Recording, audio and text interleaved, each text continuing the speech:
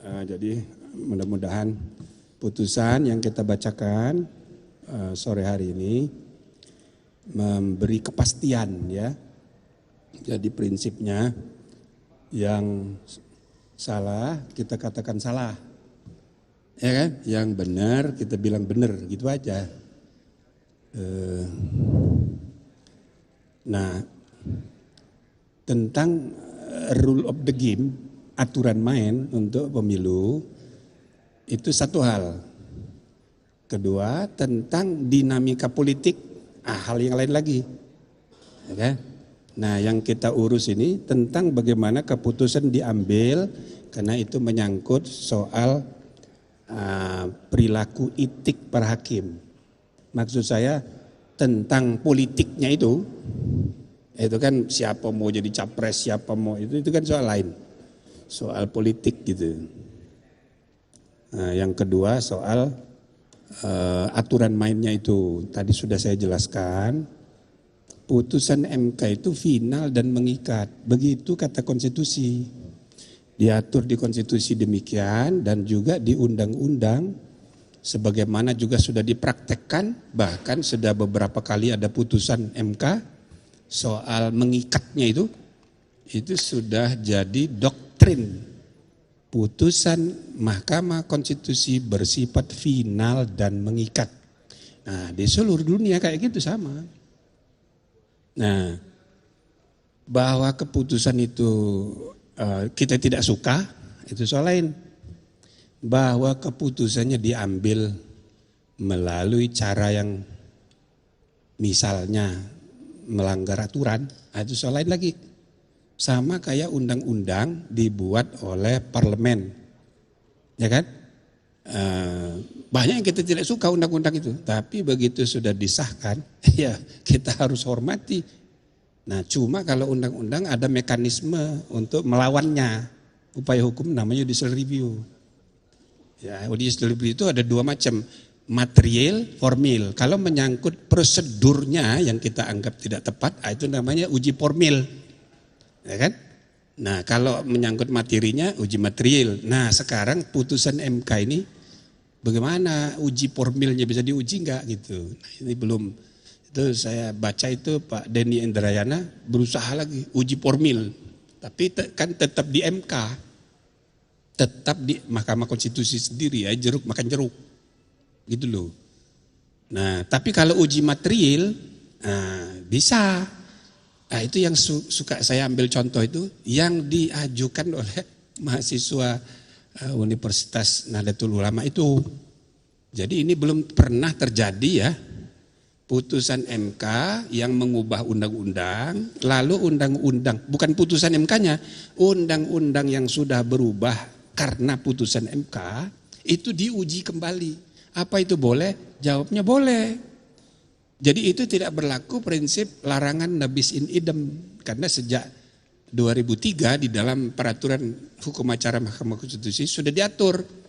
Meskipun undang-undang yang diuji sama, pasalnya sama, tapi menggunakan tolok ukur yang berbeda. Misalnya Undang-Undang Pemda ya diuji dengan pasal 18 Undang-Undang Dasar, ditolak oleh MK. Kemudian bulan depannya diajukan lagi oleh pemohon lain dengan menggunakan dalil yang berbeda. Undang-undang itu bukan bertentangan dengan pasal 18 tapi dengan pasal 28. Nah, itu boleh. Maka kasus seperti itu bisa dilakukan dengan tadi yang saya bilang. Jadi undang-undang yang sudah berubah itu kan jadi undang-undang baru, diuji. Nah, tetapi saudara-saudara, kalaupun nanti itu dikabulkan, bisa aja dikabulkan karena dia ada hak ingkar, dia minta supaya hakimnya cuma 8. Maka komposisi pengambilan keputusan bisa berubah. Tetapi ya kan, aturan main mengenai pemilu ini, pemilunya sudah jalan sekarang ini. Pilpresnya sudah berlangsung, tahapannya sudah jalan sehingga kayak pertandingan bola kaki, para pemain sudah masuk lapangan, sudah nendang-nendang tapi belum peluit, belum mulai. Tiba-tiba pipa bilang, ada aturan baru. Pemain yang tinggi badannya di atas 170 tidak boleh main. Pemain yang pendeknya di bawah 150 tidak boleh main. Padahal Ada yang pendek 140, ada yang tinggi 180. Ada nggak benar. Makanya putusan aturan main itu ya kalau prosesnya sudah jalan, pertandingan sudah dimulai, ya harus diberlakukan untuk pertandingan berikutnya. Jadi kalau nanti ada perubahan lagi undang-undang sebagaimana diajukan oleh mahasiswa itu berlakunya nanti 2029. Gitu loh. Nah, jadi saya berharap kita sebagai anak bangsa, mari kita memusatkan perhatian pada suksesnya pelaksanaan pemilihan umum. Ya kan? Partai pesertanya sudah jelas, calon presiden dan wakil presidennya sudah jelas. Yang tidak kita suka, tolong jangan dipilih. Gitu loh, itu aja gampangnya. Nah, jadi harapannya kita fokus saja untuk pemenangan masing-masing kelompok gitu, nggak usah saling negatif campaign, ya kan, kampanye negatif, apalagi kampanye hitam. Jadi biar anak bangsa kita ini fokuslah untuk menyukseskan pemilu 2024 dengan damai dan dengan terpercaya. Nah, sepanjang menyangkut penyelenggara pemilu kita himbau KPU, Bawaslu, DKPP, bekerjalah dengan profesional, tidak berpihak. Begitu juga Mahkamah Konstitusi. Gitu. Kita tidak mau hakim konstitusi berpolitik. Nah, jadi biarlah para hakim kita ini belajar dari putusan MK-MK ini. Nah, kita tidak tahu bagaimana responnya. Kita tunggu besok. Saya yang jelas putusan MK-MK sudah kita umumkan tadi langsung berlaku sejak ditetapkan. Sehingga tidak perlu ya adanya majelis banding. Karena majelis banding itu diatur di peraturan Mahkamah Konstitusi kalau sanksinya itu pemberhentian tidak hormat dari anggota. Tapi ini kan bukan dari anggota. Nah, jadi kita tafsirkan itu tidak berlaku ketentuan majelis banding itu. Bahkan kami tadi sepakat memberi rekomendasi kepada MK ke depan sebaiknya peraturan MK ini diperbaiki. Jangan ada majelis banding. Gak perlu. Ya kan, jeruk makan jeruk. Yang bentuk majelis banding siapa? Dia juga. Kecuali kalau memang dianggap penting, nah sebaiknya diatur di undang-undang. Jangan diatur sendiri dalam PMK. Gitu. Nah, jadi begitu saudara-saudara sebagai pengantar. Silahkan kalau ada yang mau tanya. Satu-satu dong. Yang rambut panjang dulu, baru yang rambut pendek. Yuk rambut panjang juga. Silakan.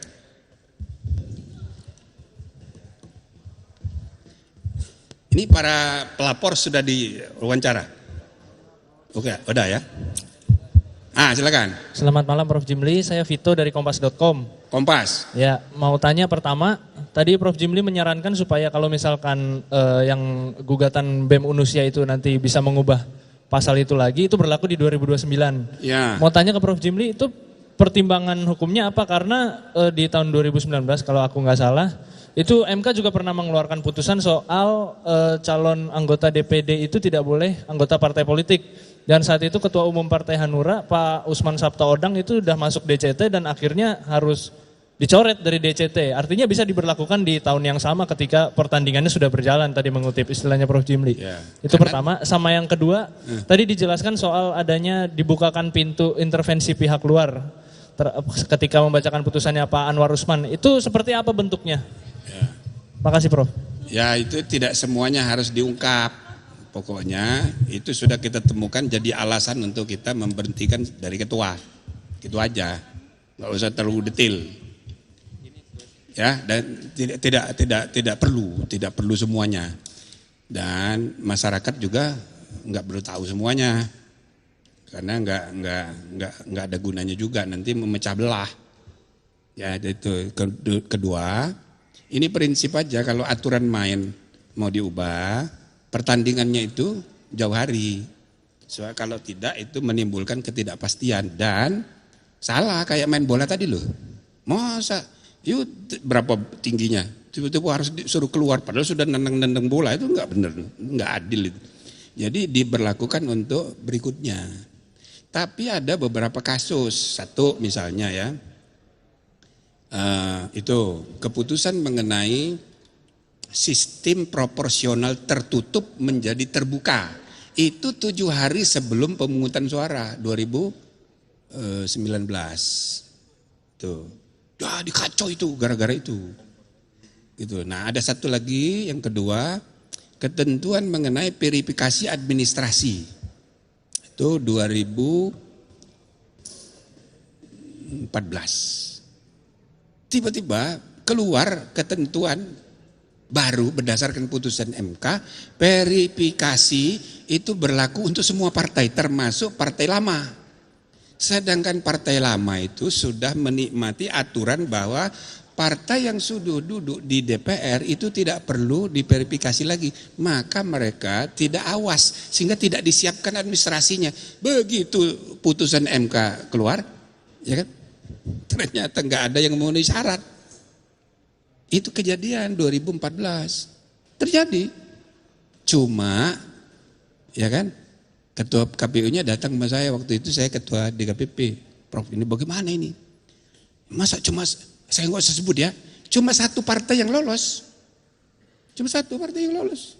Oh, jadi dia tanya, waduh kalau pemilu pesertanya cuma satu ya bukan pemilu dong. Ya kan, bukan pemilu, saya bilang itu pemilihan khusus. Ya, jadi udah ayo saya bilang, yuk diam-diam aja nggak usah diumumkan. Ya kan gara-gara putusan MK ini. Itu loh ya. Jadi akhirnya ditetapkan semua partai yang sudah duduk di parlemen itu lolos dan kemudian ditambah partai-partai baru. Gitu adanya. Jadi memang ada kejadian kayak begitu. Kedua, tahun 2019 yang lalu soal KTP. Itu KTP itu diputuskan di sini tidak sempat mengubah peraturan KPU. Maka apa yang terjadi oleh KPU? KPU tidak sempat menggunakan, persis kayak kalau sekarang masih bisa, DPR sudah tapi waktu putusan dibuat, DPR kan lagi reses. Kewajiban untuk konsultasi cuma 2 hari, enggak bisa.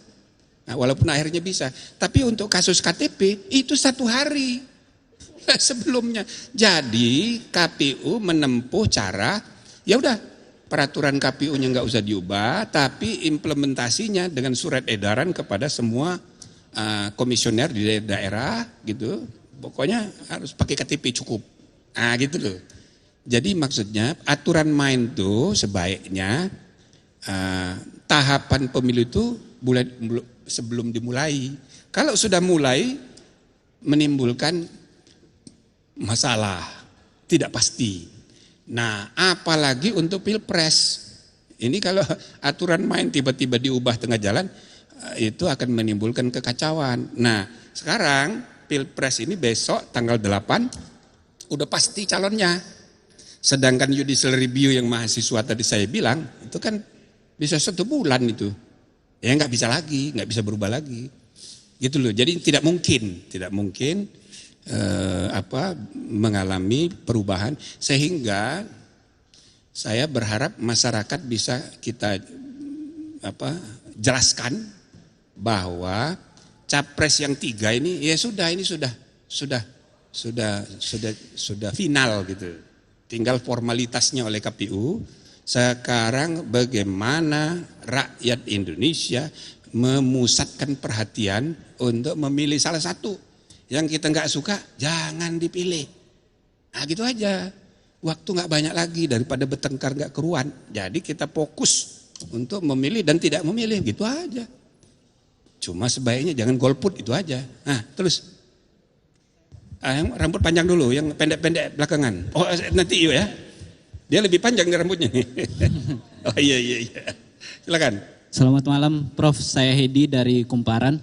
Mana? Dari Kumparan. Hedi. Oh Kumparan.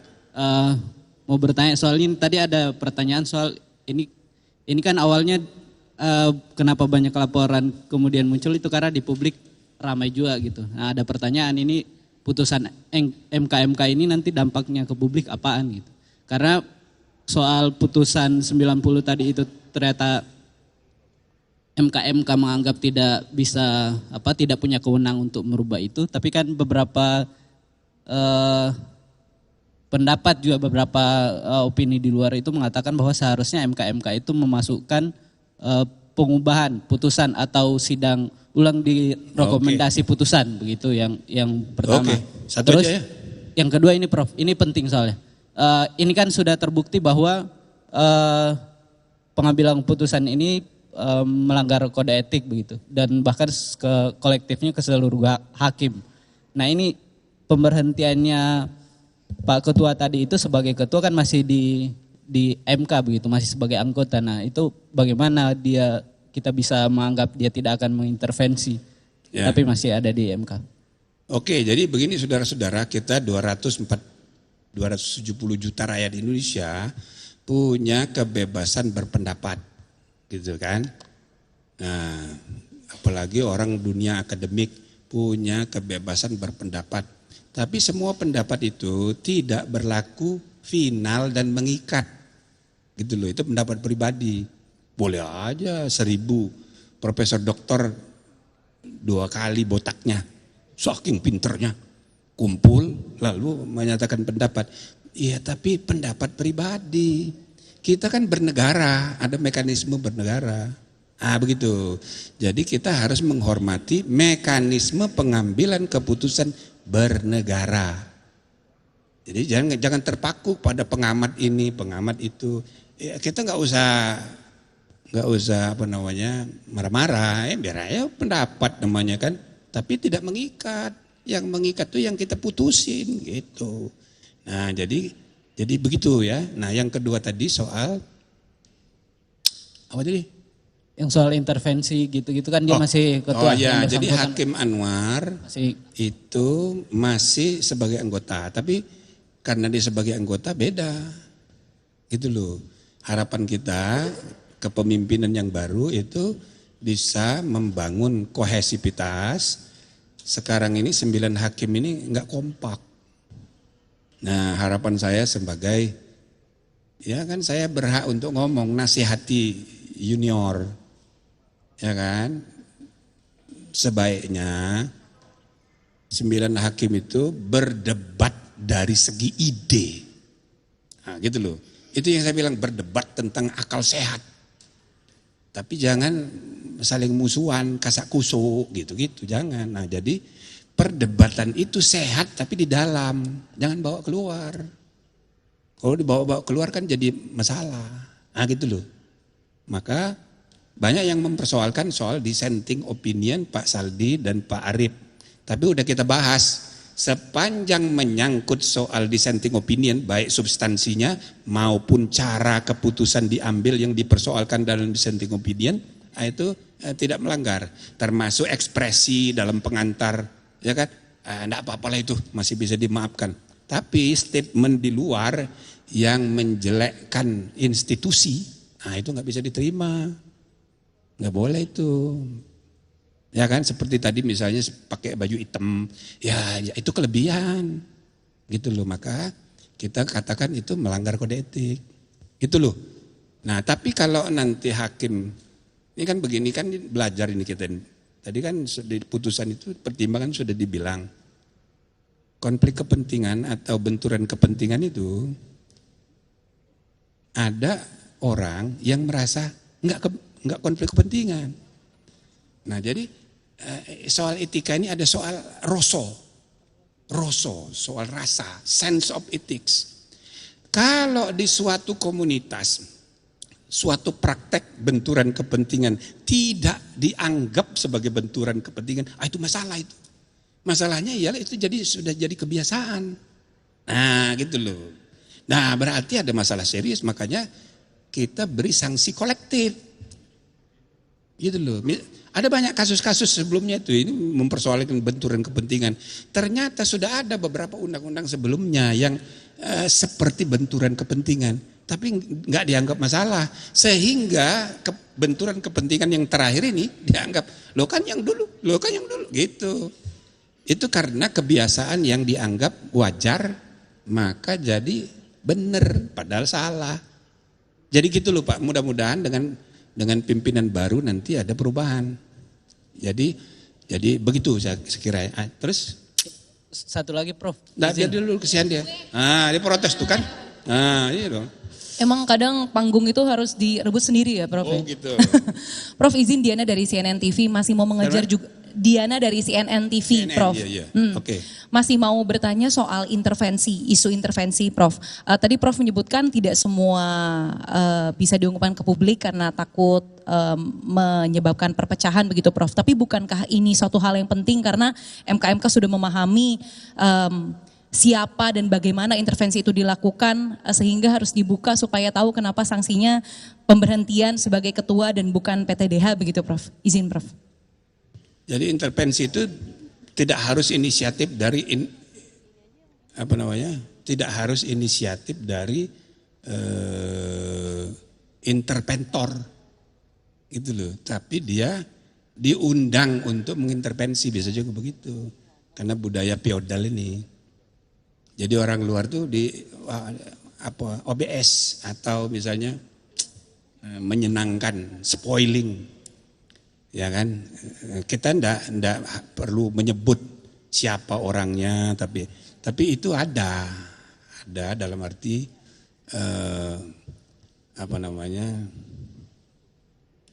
ya sebenarnya sudah jadi semacam praktek juga di banyak tempat. Nah makanya dunia hakim itu harus menyendiri, dia jangan bergaul dengan pengusaha, jangan bergaul dengan politisi. Makanya selalu saya sebut contoh itu di Jerman, pusat politik itu di Berlin, pusat bisnis di Frankfurt dan München. Tapi semua Mahkamah Agung, Mahkamah Konstitusi, Mahkamah Administrasi, Jaksa Agung, semuanya di kota kecil namanya Karlsruhe. Nah itu, jadi karena idealnya para penegak hukum dan keadilan itu punya komunitas sendiri. Tidak bergaul dengan pengusaha, kan? Tidak bergaul dengan politikus. Nah, tapi kita ini sudah biasa gitu loh. Ya, coba itu ada yang main olahraga dengan para pihak, itu kan jadi masalah gitu. Nggak usah saya sebut nama, kan udah tahu saudara semua. Nah, jadi saya nggak bisa ungkapkan, tapi yang jelas kita mendapatkan temuan, wah ini bahaya nih. Praktek yang membahayakan independensi peradilan, ya itu aja. Silakan, ada lagi? Habis? Saya berarti Prof, ini penting soalnya Prof. Benar-benar kumparan ini. Ini penting untuk publik juga. Ini soalnya kan nanti bisa jadi. Coba berdiri dong, biar lu masuk TV. Enggak. Ini orang akan mempertanyakan itu putusan 90 kemarin itu kekuatan hukumnya nanti bagaimana? Apakah ada kemungkinan digugat dan itu akan berpengaruh ke capres yang diuntungkan dengan putusan itu? Ya kan sudah saya bilang tadi, putusan MK itu final dan mengikat. Tapi undang-undang yang berubah karena putusan MK itu kan undang-undang, bisa direview. Nah, itu contohnya yang mahasiswa itu. Tapi review itu akan berlaku kalau berhasil untuk pemilihan umum 2029. Jadi mari kita memahami aturan main udah selesai, udah final. Gitu loh, aturan main ini sudah final. Jadi jangan lagi memperdebatkan aturan main. Gitu. Mari fokus untuk ke depan. Jadi undang-undang ya sudah diputus, sudah dilaksanakan implementasinya oleh KPU, ya kan? Tinggal besok mereka akan membuat keputusan tentang pengesahan capres cawapres, itu kan? Nah ini untuk kepastian. Jadi saya mantan ketua MK, mantan ketua DKPP, jadi saya ngerti bagaimana cara bekerjanya penyelenggara pemilu. Zaman saya DKPP itu 340 yang kena sanksi penyelenggara pemilu itu, hampir 50 lebih yang kita pecat, gitu loh. Jadi masih banyak ini kualitas dan integritas penyelenggaraan demokrasi kita ini masih, makanya demokrasi kita kan the third largest quantitatively secara kuantitas, tapi kualitasnya indeks demokrasi kita masih di urutan 54. Jadi masih jauh, makanya kita harus meningkatkan terus kualitas dan integritas pemilu kita, ya, kualitas dan integritas demokrasi kita, gitu. Jadi sekali lagi terakhir ya, supaya semua media membantu mengarahkan publik, ya kan? Nggak usah lagi mempersoalkan yang sudah-sudah. Yang salah kita sudah bilang salah, aturan main sudah sah, sudah berlangsung, ya sudah kita fokus ke depan aja. Gitu saya rasa ya. Cukup? Assalamualaikum warahmatullahi wabarakatuh. Nah, udah assalamualaikum nih. Oke, terakhir.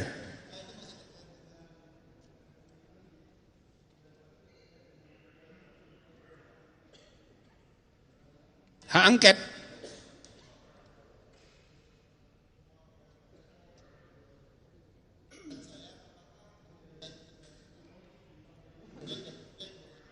Oh, jadi DPR itu mengawasi pemerintah.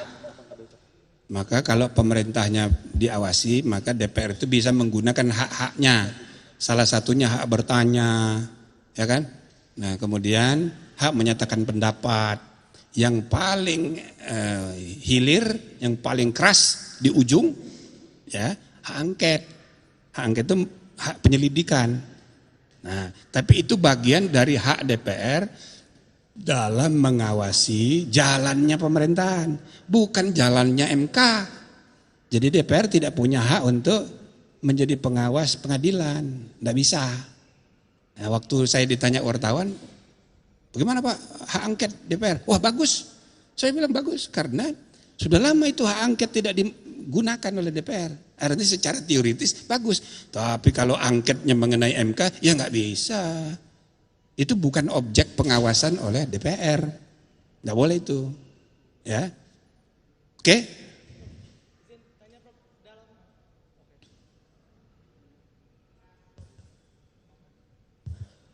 Izin bertanya Prof, saya Eris dari Tribun News. Dalam putusan hari ini kenapa tidak didorong pembentukan MK-MK secara permanen, Prof? Terima kasih. Ya enggak, itu kan undang-undang sudah ngatur MK permanen, tapi belum dibentuk, maka MK ini hanya ad hoc. Terima kasih saudara ingatkan, jadi terima kasih saudara-saudara, kami diberi tugas ini 30 hari, alhamdulillah 2 minggu udah kelar. Jadi udah pensiun kita dari MK ini. Selanjutnya terserah kepada MK yang dalam 2 hari ke depan kita minta segera mengadakan pemilihan pimpinan, ya kan? Kita nggak ikut campur siapa jadi ketua, siapa jadi wakil. Mereka nanti bahas mengenai kebutuhan untuk membentuk MK permanen sesuai dengan ketentuan undang-undang. Tapi terserah mereka siapa. Ya mungkin tidak usah kami berdua lagi, Pak Wahid masih bisa lah. Ya barangkali cari yang lain yang kira-kira bisa menjalankan tugas untuk permanen. So kalau permanen repot juga. Saya bersyukur nih ad hoc. Kalau nggak ad hoc, wah repot nih. Gitu. Ya, jadi tanya sama ketua yang baru nanti 2 hari lagi. Mau dibentuk permanen atau kapan, lalu siapa aja, ya. Cukup ya? Oke. Assalamualaikum warahmatullahi wabarakatuh.